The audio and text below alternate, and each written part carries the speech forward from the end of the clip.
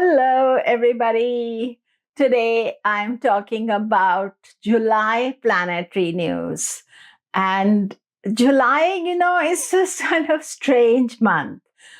We have Venus going through a Gandanta, and then Venus is going to turn retrograde, and it's sort of Cancer Leo aspect. And then we have Mercury rushing through Gemini and Cancer, and quick transits to signs.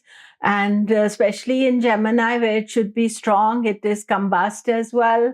And then Mars is very strong, fiery. Plus,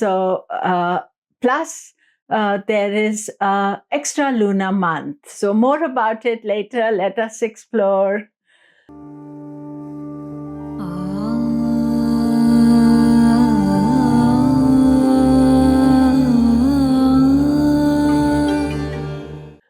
Hello, I'm Komilla Sutton, and we are talking July planetary news. Do remember to subscribe, press the bell notification.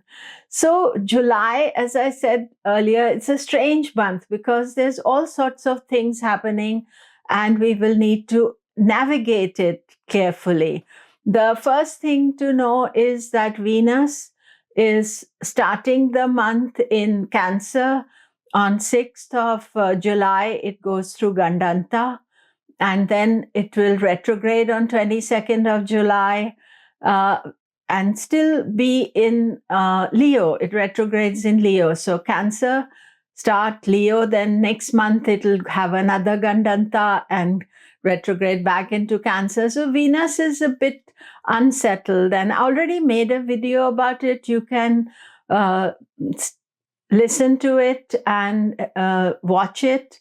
And the thing is this, that Venus is a bit of a crisis mode. So if you're Taurus and Libra, ascendant or moon, then this is something to watch out for. Then on a positive note, Mars is very strong. He's in Leo. That is one of his best signs.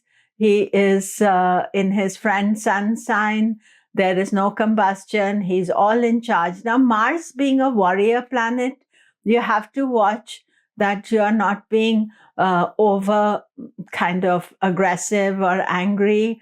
But otherwise, he is gung-ho, ready to go, ready to take action. So maybe not be too impulsive. The only problem with Mars is that Saturn is in Aquarius, in opposition to Mars, and the exact opposition is 18th, 19th of July, but it is, throughout this Mars transit through this month, Saturn is opposite. So what we can take from that is that Saturn is telling us to be careful, but often Saturn's secret messages and what he's encouraging you to do is opposite. So the secret message is to be patient and careful.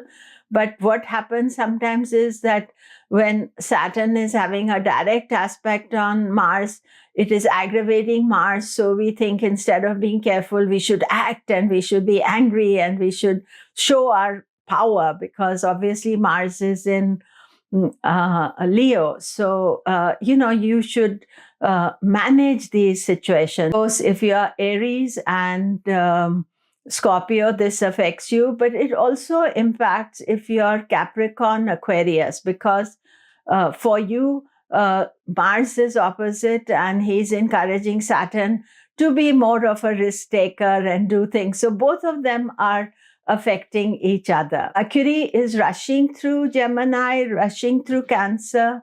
It's close to the sun, especially in Gemini.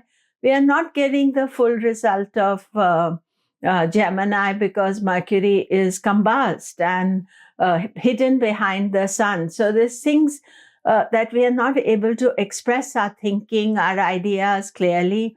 And if you're Gemini, Virgo, then it affects you specifically, but otherwise it is something that it's rushing you to do things, and we have to be cautious about it. And then Mercury also goes through Gandanta after it finishes Cancer towards the end of the month. I'll be making separate videos about Mercury.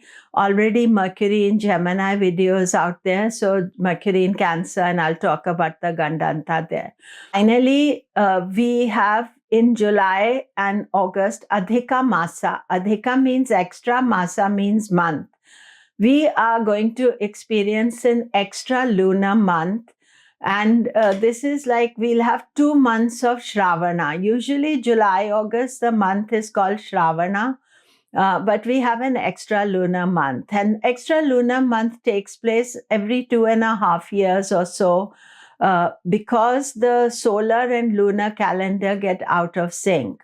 The sun has 52-week calendar, moon has 48-week calendar. So over this time, you find that there is a out of sync between the lunar zodiac and the solar zodiac. And in order to sync them, 13th month happens. And this 13th month is very important because we are all also out of sync with our energy by 2.5 years. Our soul is wanting something else, and the worldly things are moving in a totally different direction.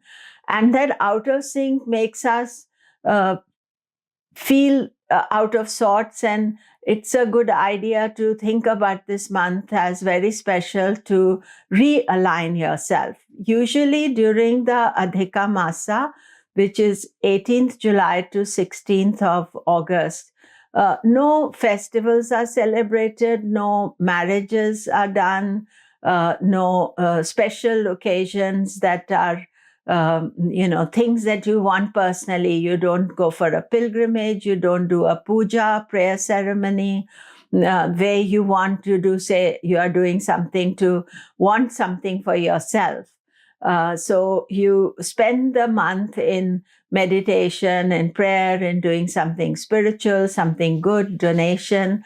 I actually have made a separate video about it. I haven't released it as yet. After I release this July video, I will have an extra video for the Adhika Masa. And also, if you go on my website, komilla.com, you will see that I have a whole monthly news there, and you may like to sign up for my newsletter, and this will give you the monthly news as well as this information about the Adhika Masa as well. So I'll be making videos for all the separate things, and do remember to subscribe, press the bell notification. Thank you very much.